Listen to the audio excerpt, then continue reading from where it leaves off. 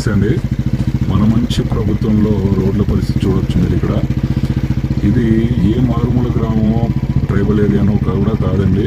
విజయవాడకి 4 కిలోమీటర్ల దూరంలో ఉన్న వణుకూరు గ్రామం అండి. వణుకూరు గ్రామం పెనంలూరు మండలం అండి. ఇది ఇక్కడ బోడే ప్రసాద్ గారు ఎమ్మెల్యేగా ఉన్నారు. మన ఎలక్షన్స్లో మీడియా ముందు వెక్కి ఏడ్చి సీట్ సంపాదించుకున్న బోడే ప్రసాద్ గారి నియోజకవర్గం ఇది.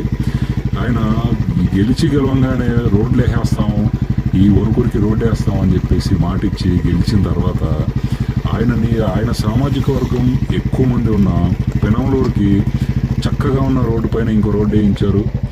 చక్కగా ఊరిని డెవలప్ చేసుకుంటున్నారు. వాళ్ళ కార్లు వాళ్ళ బళ్ళు తిరగడానికి సౌకర్యకరంగా వాళ్ళు అన్నీ క్రియేట్ చేసుకున్నారు.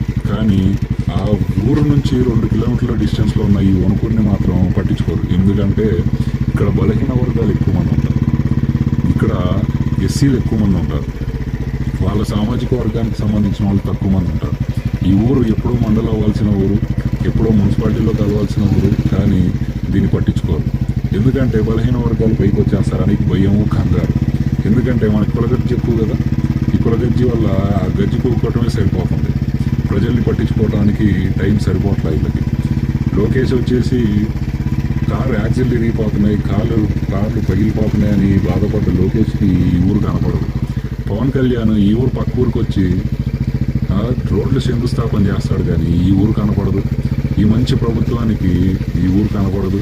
ఈ ఊరిని కావాలని అణచివేసి అందులో ఇక్కడ జగన్కి సంబంధించిన కార్యకర్తలు ఎక్కువ మంది ఉంటారు.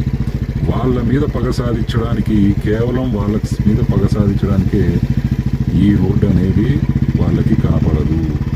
చంద్రబాబు పెద్ద మనిషి చెప్పాడుగా, మనకి డైరెక్ట్గా ఇండైరెక్ట్గా వైసీపీకి ఎటువంటి పనులు చేయకూడదని. ఈ బోడే ప్రసాద్ దాన్ని ఫాలో అవుతున్నాడు. బోడే ప్రసాద్కి ముందే వైసీపీ వాళ్ళని చూస్తే కుక్కల్ని పందుల్ని చూసినట్టు ఉంటుంది అని అంటాడు.